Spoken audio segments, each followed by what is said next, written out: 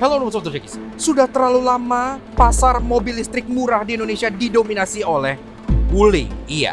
Tapi di Thailand at least Changan sudah mulai bergerak dan Changan membawa salah satu mobil listrik affordable mereka ke Thailand, yang artinya sebentar lagi mobil ini berpotensi untuk masuk ke Indonesia juga. Iya, lihatlah desainnya ini. Ini adalah Lumin Waxicorn. Dan lihat desainnya lucu banget. Pasti cewek-cewek bakal demen dan gemes dan sangat-sangat atraktif gitu ya. Tapi di balik ini, dia memiliki ruangan yang lega dan cocok banget buat dipakai harian. Tapi bisakah dia melawan dominasi Wuling yang sekarang punya armada REV dan Bingo? Mari kita kupas luar dan dalam Changan Lumin Waxicorn.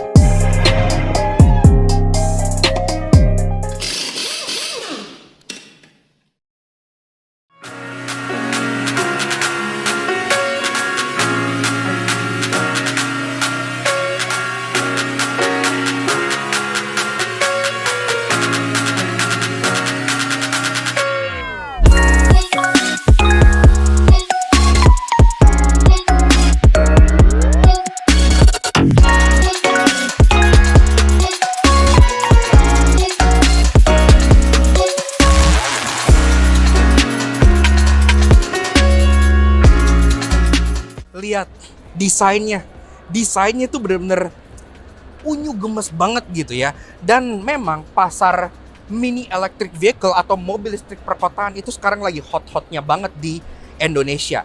Namun pasarnya seolah dimonopoli oleh Wuling gitu ya, dengan REV, dengan Bingo.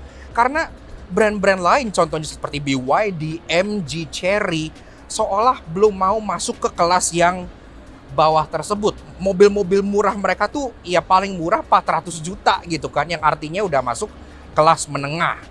Nah, tapi kita sekarang sedang berada di Bangkok International Motor Show di Thailand, yang dimana di sini Changan sudah berjualan. Dan Changan di China sana punya mobil listrik terjangkau yang kecil, compact dan sangat gemas di bawah brand Lumin. Iya, Lumin ini jujur gemesin banget, dan memang baru tahun ini pas kita syuting ini dia masuk ke Thailand. Artinya dia sudah setir kanan, artinya dia udah siap sebenarnya kalau mau masuk ke Indonesia, karena speknya udah begini udah bisa dibawa ke Indonesia gitu kan. Nah, dan ini sendiri kalau bicara soal harga di Thailand sini itu harganya 200 juta kecil aja. Yang artinya kalaupun mereka nanti masuk Indonesia misalnya lebih mahal sedikit, harusnya nggak tembus 300 juta. Yang artinya ini masih kompeten banget untuk bersaing gitu kan. Karena kalau lihat desainnya kita demen nih. Nah, sekarang kita bahas desain eksterior dari si Changan Lumin Waxicorn ini, mulai dari belakang seperti biasa. Yang gue suka pertama-tama dari desainnya adalah proporsinya. Karena proporsi dari si Lumin ini dia berbeda dengan REV atau series E1 yang bener-bener dia gepeng terus tinggi gitu ya. Kayak K-car proporsinya gitu kan. Kalau ini di proporsinya seperti city car yang proporsional. Dia agak boxy ya, jadi dia lebar juga. Sehingga kalau dilihat tuh gak kayak kulkas gitu. Gak yang tinggi ke atas gitu. Enak banget dilihatnya. Ditambah dengan detail-detail desain yang penuh dengan bulat-bulat, yang bikin dia gemes kayak kartun karakter, apalagi mukanya. Tapi kita bahas belakang dulu. Dari atas antena dia sudah shark fin berwarna piano black kayak gini. Dia gak ada integrated spoiler, tapi sengaja biar desainnya tuh kayak lebih membulat dan cute gitu. Udah ada third brake stop lamp LED walaupun kaca belum ada defogger ataupun wiper. Tapi kan ini mobil murah jadi ya udahlah. Nah, badge Lumin di sini agak bikin bingung, dan ntar gua bahas di bagian annoying-nya. Ada badge Changan di sini karena memang parent company atau ya kepala dari Lumin ini kan tetap perusahaan otomotif Changan gitu ya.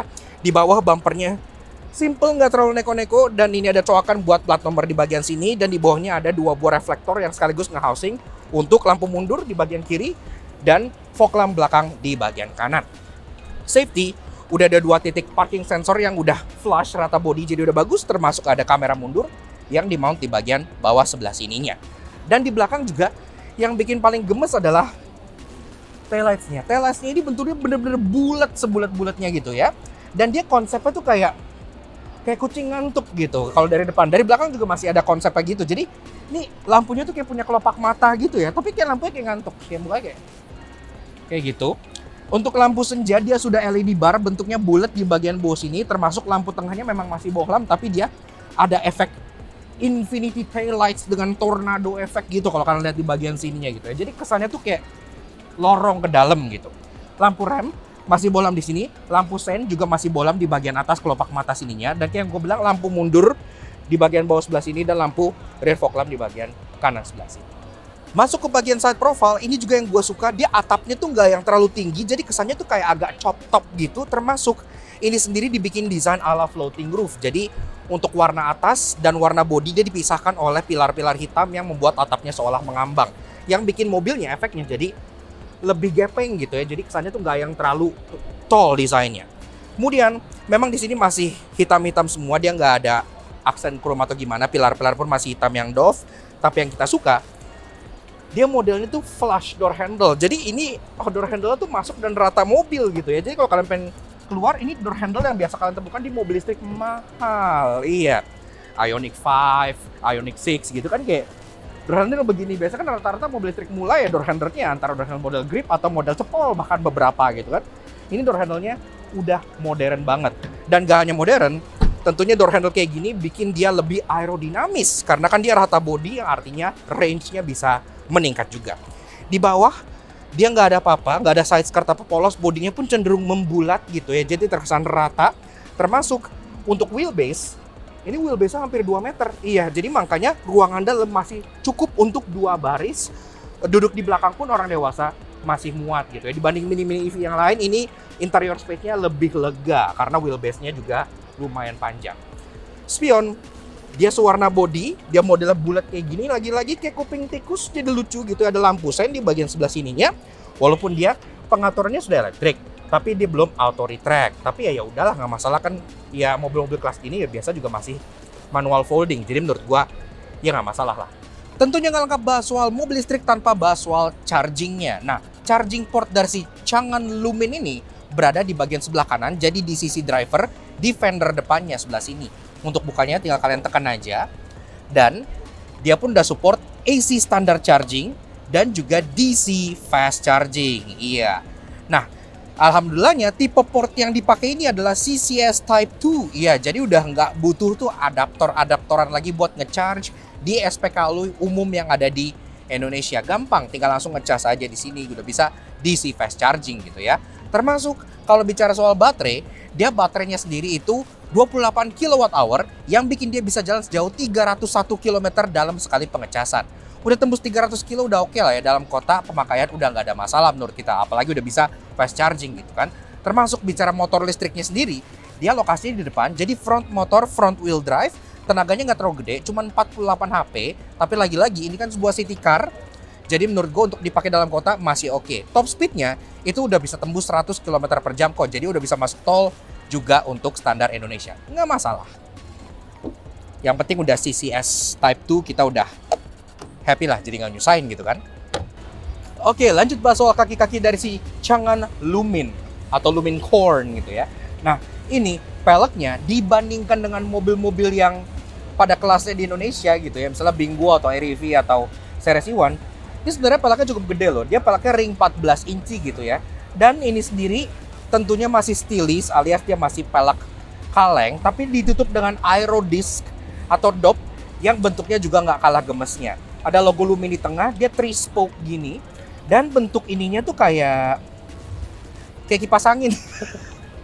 Kayak kipas angin rumah gitu ya. Kalau muter tuh kelihatannya kayak kipas angin gitu. Atau bisa juga ini bentuknya kayak kernel jagung, kalau ini dikuningin juga bisa gitu ya. Tapi intinya seperti itu, logo Lumin di tengah, two-tone, dan ini sendiri ukuran bannya 165/70R14. Dia pakai ban Cylon ya. Untuk pengereman udah cakram tentunya, dan untuk safety yang standar kayak ABS, EBD gitu-gitu sebenarnya udah ada. Walaupun tentunya dia belum ada fancy safety kayak adas-adasan gitu ya. Tapi untuk harganya yang terjangkau, menurut gua udah lumayan oke. Apalagi kan dia wheelbase-nya kayak gua bilang dia hampir 2 meter, yang artinya kelegaan di dalam juga sangat jumawa. Dan sampai kita ke bagian paling gemesin dari si Lumin Waxicorn atau Changan Lumin kalau namanya di Thailand gitu ya. Mukanya ini sumpah lucu banget, kayak bener-bener bulat dan terlihat seperti cartoon gitu. kayak kartun karakter. Kalau kalian lihat muka kayak kucing atau muka kayak tikus yang di kartun-kartun gitu, tuh mukanya kayak gitu. Jadi gue belum pernah lihat mobil yang mukanya tuh segemes ini, bahkan dibandingkan dengan Mini Cooper contohnya gitu ya. Ini tuh masih lebih unyu, lebih gemesin lagi gitu. Nah, jadi dia memang nggak terlalu banyak garis atau desain gimana, dia cenderung polos, minimalis, dengan logo Lumin di tengah yang berwarna hitam dilapis mika gini, jadi kesannya kayak hidung gitu ya. Lucu banget. Di bawah, ini juga bagian, ini nggak ada grill di bagian pasir karena ini mobilnya full listrik. Dia cuma ada airdam di bawah untuk keperluan pendinginan baterai dan untuk keperluan AC-AC-an. Dan bahkan ini, bagian airdam bawahnya itu seperti mulut yang tersenyum. Yang kayak gitu. Jadi kayak lucu banget. Samping sini polos, dia nggak ada apa-apa. Agen desainnya membulat dan kita masuk ke bagian headlights-nya yang lagi-lagi ini menjadi center of attention juga karena headlights ini lagi-lagi seperti taillights-nya benar-benar bulat, tapi dia ada kelopak matanya. Jadi kesannya tuh kayak kelinci yang ngantuk atau kayak kucing ngantuk gitu ya, setengah ketutup gitu matanya. Nah, ini sendiri headlampnya untuk DRL lampu senja, dia di bagian bawah sini setengah lingkaran, jadi kayak eyeshadow gitu. Untuk lampu sen dia juga udah LED di sini, switchback jadi amber. Dan untuk low beam dan high beam dia di tengah sudah proyektor, walaupun dia masih proyektor halogen sayangnya gitu ya, jadi belum LED. Tapi ya at least ini secara desain udah lucu banget. Dan pastinya karena dia mobil yang cukup terjangkau juga, dia belum dilengkapi dengan contohnya ADAS atau gitu-gituan ya. Tapi again, di kelas ini memang di Indonesia juga nggak ada mobil yang punya ADAS gitu kan. Untuk contohnya Wuling REV, Wuling Bingo, Series E1 semuanya kan juga tidak punya ADAS gitu. Tapi ya jadi gak masalah lah, karena kan again harganya terjangkau. Tapi dengan desain yang selucu dan segemas ini, gue yakin dengan harga misalnya 200 atau 300 juta kecil, banyak orang yang akan tertarik, terutama para wanita, cewek-cewek, karena desainnya irresistible banget.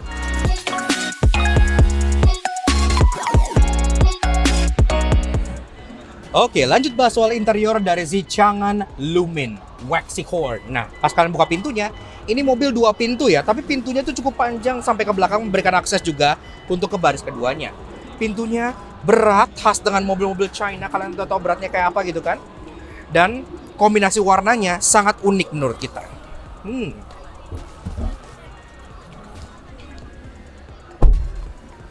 So, begini aja guys, rasa duduk di interior dari si Changan Lumin. Maafin kalau ini bunyi titot-titot ya, karena di sini mobilnya di kontak on, tapi kuncinya dibawa. Jadi sistemnya deteksi kalau mobilnya nyala, tapi nggak ada kuncinya gitu. Makanya dia bunyi, ada alarmnya, safety.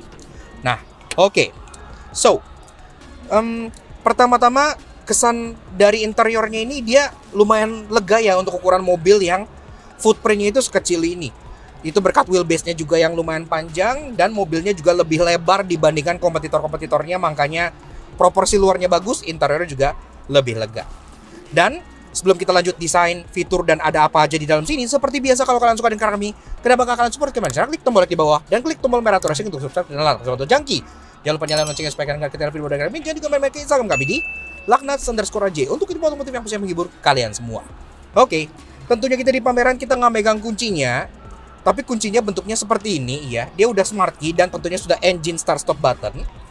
Dan dia engine start stopnya berada di bagian kiri sebelah sini gitu ya. Ini pun ada yang annoying, ntar gue jelasin kenapanya. Karena ini lucu banget sebenarnya. Selain dia mirip Mercedes-Benz, ada yang annoying juga. Nah, untuk spesifikasi mesin dan motor dan baterai tadi gue udah jelasin di bagian luar pas bahas charging port. Sekarang lanjut aja ke bagian interiornya. Build quality, materials. Tentunya ini ya masih rata-rata hard plastik. Di kelas seperti ini gua nggak expect more juga, nggak masalah. Tapi yang gua suka, dia ada permainan-permainan yang cukup unik di aksennya. Untuk interior yang ini, dia kombinasi warnanya antara hitam, putih dengan aksen orange. Tapi kalau kalian nggak suka interior warna ini, ada juga pilihan interior warna yang lebih kalem, yaitu warna hitam dengan kombinasi warna turquoise gitu ya. Ntar gua kasih lihat di bagian interestingnya. Tapi contohnya di bagian dashboard, ini yang bagian leatherette kayak strap gini, dia soft touch, cuman itu aja. Sisanya ke bagian bawah ada lubang AC yang terintegrasi, udah bagus rapi, ada aksen silver besar. Di bawah sini dia nggak ada glove box ya, jadi dia ya hanya fix seperti ini aja. Dan di bawahnya ada kayak penyimpanan untuk handphone, satu slot di sini termasuk ada 12 volt socket dan juga ada USB input di bagian tengahnya. Nah, beralih ke bagian infotainment. Nah, infotainmentnya ini untungnya dia udah lumayan crisp ya. Jadi terlihat cukup tajam dengan grafik yang agak cartoonish emang, tapi sesuai dengan mobilnya. Di sini contohnya ada navigation, radio, multimedia, ada phone, bluetooth teleponi, ada car auto, ini kayak semacam Android Auto atau CarPlay-nya sini mungkin. Dan juga ada kayak bisa lihat file, setting, dan juga mobilnya. Kalian bisa set charging time gitu-gitu segala macam di sini. Walaupun ini bahasanya bahasa nguyen semua gitu ya. Tentunya ini pun bisa diubah ke bahasa Inggris jika kalian mau. Wi-Fi segala macam udah lengkap gitu ya. Ini ukurannya 10,25 inci, jadi ya udah cukup oke lah buat dipakai dan nggak terlalu lagi ya. Jadi dia masih oke gitu, cukup responsif. Nah, ke bawah lagi, ini ada physical controls untuk air conditioner alias AC. Climate controlnya sendiri sederhana. Di bagian kiri dia fan speed, dan pas kalian muter-muter gini, terdisplay juga di bagian atas ininya. Jadi udah kelihatan gitu ya, terintegrasi dengan baik. Nah, di bagian kanan ada cooler. Memang coolernya hanya cooler aja, jadi dia nggak ada heaternya. Kita pencet untuk nyalain AC-nya. Di tengah tombol-tombol untuk pengaturan arah sembur sudah elektrik semua, jadi udah nggak main puter-puter lagi. Kepala, kaki, dan ada defogger depan di sini. Termasuk ada tombol juga di sini. Seperti itu, open close air di sini. Nah, dia modelnya tuh kayak semi floating dash. Jadi walaupun dia nggak nyambung, tapi dia ada konsol besar yang agak mencuat ke bagian depan. Lagi-lagi ini kombinasi warna orange. Ada juga pilihan yang kombinasi warnanya turquoise. Kemudian untuk transmisi dia modelnya rotary dial di sini. Jadi mirip-mirip lah sama REV gitu-gitu ya. Jadi kalau kalian pengen jalan tinggal kalian putar ke kanan. Kalau kalian pengen mundur tinggal kalian putar ke kiri. Yang bisa kalian scroll terus-menerus. Di belakangnya lagi ada drive mode. Kalian bisa pilih Eco dan Sport. Jadi nggak ada mode normalnya, Eco dan Sport aja. Dan ke belakangnya lagi ada power window. Power window-nya juga ini belum ada yang auto up or down ya, tapi at least aksesnya gampang karena dia di tengah. Kita tutup dulu untuk ngetes kekedapan kabin. Lumayan kedap nih. Langsung suara-suara di luar tadi tidak terdengar. Di belakangnya lagi ada central lock di sini dan tentunya parking brake yang masih model mechanical biasa gitu ya. Jadi ya masih sederhana. Joknya dia sudah kukulitan dan untuk pilihan warna interior ini joknya memang dia warnanya dominannya di putihnya ya, di ivory-nya. Dan di sini juga ada aksen orange di bagian side bolsternya dan ada aksen orange lagi di bagian tengah-tengah sini, termasuk ada logo Lumin yang di embroider gitu ya di bagian samping sebelah sini ya. Cukup unik. Pengaturan joknya juga masih sederhana banget, dia bisa di sliding. Ini cukup jauh nih dan bisa di recline. Udah segitu aja. Tapi yang gue suka dari posisi mengemudinya, dia nggak kayak posisi mengemudi REV atau Bingo EV yang agak awkward gitu ya. REV kan kayak kalian duduknya tinggi banget, terus kayak setirnya kayak di bawah gini gitu kan. Kalau Bingo, dia posisinya tuh antara pedala kedekatan atau setirnya kejauhan gitu. Jadi kayak nggak bisa nemuin posisi yang enak. Tapi di Lumin ini, posisinya tuh pas banget. Kita posisi kakinya pas, posisi setirnya juga pas dengan tangan gua nih ya. Jadi udah pas, enak gitu. Cuman memang posisi setirnya ini dia nggak bisa di-adjust tilt apalagi teleskopik. Jadi udah fix gini aja. Untuk tinggi gua ini masih terasa agak sedikit naik gitu ya. Jadi kebalikannya REV joknya ketinggian, setirnya kerendahan. Ini joknya pas, setirnya agak ketinggian. Tapi kalau yang naik kayak Alex contohnya, itu dia merasa ini posisi juga pas banget. Benar-benar spot on, dead pas gitu ya, enak. Nah, setirnya memang sayangnya dia masih poliuretan biasa, jadi dia belum dilapis kukulitan apa-apa gitu. Seperti ini aja sederhana. Dia palang 3 dan ada logo Lumin di tengah yang untuk ini warna orange. Termasuk dia pun udah ada tombol-tombolan di setirnya. Di bagian kanan ada untuk volume dan juga ada untuk voice command dan mute. Di bagian kiri ada untuk seek track dan ada untuk mode. Kayak gitu aja. Jadi setirnya memang cuman untuk audio steering switch aja. Wiper lampu memang belum ada yang auto, tapi at least dia udah ada fog lamp juga, jadi udah oke. Fog lamp belakang ya masuknya ya, fog lamp depan dia nggak ada. Dan kita masuk ke bagian speedometernya. Speedometernya jujur nih ya, ini sebenarnya salah satu kelemahannya dia menurut gua, karena speedometernya agak kurang gitu. Kenapa gue bilang kurang? Walaupun ini udah full layar digital semua, tapi font-fontnya ini segala macam ini masih font kalkulator banget gitu. Kelihatan kalau ini ya display kalkulator gitu kan. Dan ini nggak bisa yang kalian ganti mode, ganti warna atau apa. Ya udah ini fix seperti ini aja. Secara desain kurang terlalu estetik, masih bisa diganti layar yang lebih proper. Tapi at least kalau bicara soal informasi. Ini informasinya udah cukup jelas. Di atas ada gear indikator, ada jam, dan ada outside temperature. Di bagian kiri ada speedometer besar yang berwarna biru. Di bagian kanan ada MID-nya. Ini sisa range, ini untuk percentage power, dan di bawah ada persentase baterainya. Serta di bawah ada odometer dan ada untuk door ajar-nya. Seperti itu. Dan di tengah ini ada drive mode. Kalau gue ubah-ubah ini sport, eco, kayak gini gitu ya. Bener-bener kalau bisa nih diganti jadi layar beneran gitu biar nggak display kalkulator. Ini speedometernya kayak Kurnia gitu ya. Jadi kayak harus diupdate lagi menurut gua. Tapi itu bukan hal yang susah karena kan tinggal ganti modul ini aja. Nah, ke bagian kanan di bagian sisi driver sini ada banyak tombol-tombol, ada headlamp leveling, ada tombol untuk reset, ada untuk tire pressure. Ya ini udah ada tire pressure monitoring juga. Walaupun bukan angka ya, dia hanya warning aja. Dan ada untuk tombol suara atau ya maksudnya suara EV gitu ya. Kalau kalian nyalain pas jalan tuh bakal ada suaranya gitu. Nah, door trim. Ini door trimnya panjang banget karena kan dia hanya two door, otomatis door trimnya harus mengakomodir orang di baris pertama dan baris kedua. Door trimnya three-tone, di bagian depan dia warna hitam, di bagian belakang dia berwarna putih, dan untuk aksen yang ada di bagian coakan armrestnya dia berwarna orange. Nah, di bawahnya ada door pocket yang memang bisa dipakai oleh penumpang depan dan belakang. Penumpang depannya dia ada bottle holder, tapi penumpang belakangnya dia hanya door pocket aja. Termasuk dia pun ada speaker di bagian depan, tapi speakernya memang hanya sesimpel itu aja. Karena dia nggak ada Twitter. Iya. Tapi memang dia nggak ada Twitter di bagian sininya gitu ya. Jadi harus tambah. Di bagian atas, kaca tengah, day night view masih manual juga. Termasuk di atas ini, dia headlinernya berwarna light gray, jadi kesan kabinnya lebih lega. Untuk bagian dome light tengah sini, dia kayaknya sharing part sama apa gitu. Gue pernah lihat mobil yang pakai ini juga. Series E1 atau apa gitu. Jadi common part. Termasuk bagian kanan kirinya ada sun visor yang dua-duanya udah ada kacanya walaupun belum ada lampunya. Tapi keren, ini model slide ya. Kayak mobil mahal gitu. Biasanya kan kalau mobil kelas ini kan cuma yang ngeplek gitu doang.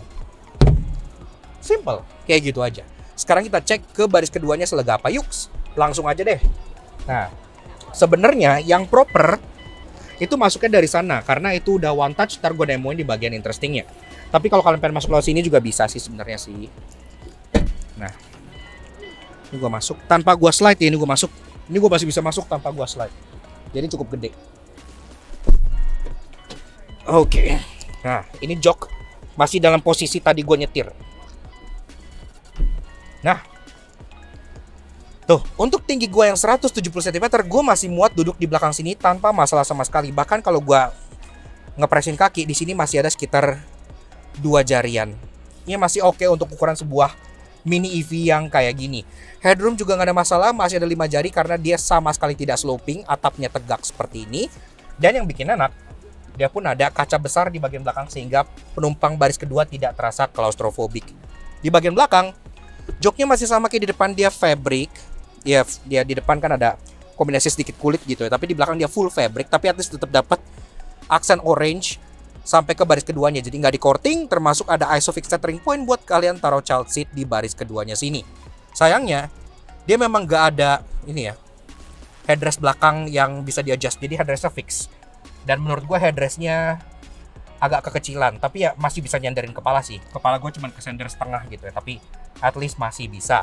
Dan mobil ini memang didesain untuk menjadi 4-seater, bukan 5-seater. Jadi untuk 2 orang, dia lebih pas karena udah ada seat belt 3 titik di belakang maupun di depan. Jadi udah oke. Tapi selega apa bagasinya? Yuk kita cek bagasi. Oke, tadi kan kita udah buktikan bahwa orang dewasa muat di baris keduanya tanpa masalah sama sekali. Tapi apakah bagasi terkorbankan? Sekarang kita cek bagian bagasinya. Dia udah electric popper. Walaupun ada yang annoying, ntar gue jelasin. Nah, bagasinya dengan keadaan jok itu masih naik ya. Untuk orang duduk, di sini masih ada kurang lebih 1,5 jengkal. Iya, memang nggak terlalu gede, tapi lagi-lagi city car seperti ini kan memang rata-rata bagasinya nggak terlalu gede. Tapi at least kalau dibandingkan dengan bagasi mini-mini EV kayak Series E1 atau Wuling Air EV gitu ya, ini bagasinya memang masih lebih besar. Walaupun kalau dibandingkan Bingwo, ini masih kalah jauh. Karena kan Bingwo kan bagasinya bisa naruh 3 bayi gitu kan. Nah di sini kalian masih bisa masukin kayak duffel bag, kayak tas gym bag gitu, masih bisa belanjaan segala macam. Mungkin koper cabin yang nggak terlalu gede masih bisa ditidurin, di squeeze masuk ke sini tuh masih bisa. Tapi untuk koper large gitu-gitu dia memang nggak masuk. Tapi untungnya Jok belakangnya ini tentunya masih bisa direbahin ke depan dan jarang mobil-mobil di kelas yang terjangkau kayak gini, jok belakangnya masih split 50-50. Iya, jadi kalian masih bisa turunin cuma satu. Jadi kalian misalnya bawa 3 orang gitu ya, orang masih bisa duduk di sini, luggage bisa dinaikin ke bagian sebelah sininya gitu ya. Jadi udah oke banget gitu. Kalau kalian turunin dua-duanya, ini tentunya menciptakan ruang bagasi yang jauh lebih besar walaupun ini nggak rata, jadi ada got ke bawahnya karena kan ini agak dalam. Dan ini tentunya ada load lip-nya karena kan dia penaruh plat nomornya itu di bumper sini ya, otomatis dia jadi ada agak tinggi. Dan di sini load lip-nya sekitar 1 jengkalan lah kurang lebih. Tapi berhubung bagasinya dia openingnya tuh gede, kotak gini nggak yang terlalu neko-neko, keluar masukin barang pun jadi terasa nggak menyusahkan. Dan di belakang sini, dia memang nggak ada fitur apa-apa, nggak ada lampu, nggak ada 12 socket. Ya udah polos, hanya bagasi seperti ini aja. Cukup simple lah ya kan murah gitu.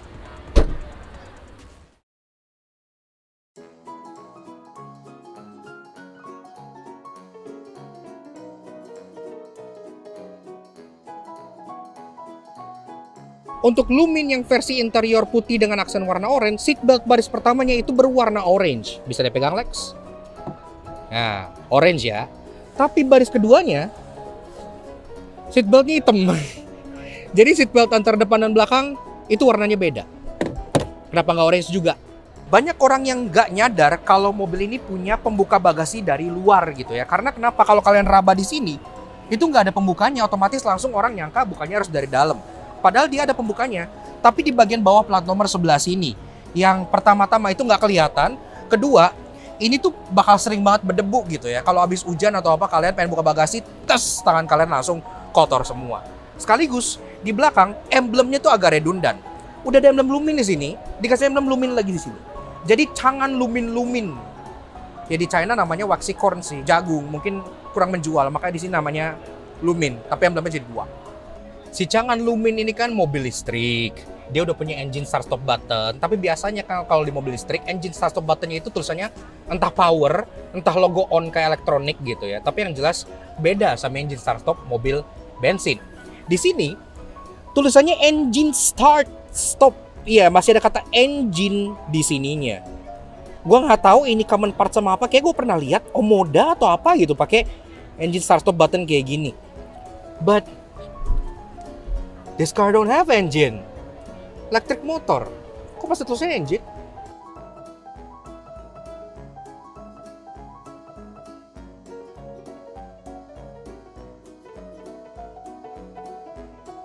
Kalau kalian perhatikan, mobil ini kan memiliki pop-out door handle seperti Ioniq 5 dan mobil-mobil listrik mewah gitu ya. Harganya itu kan cuma 200 juta di sini.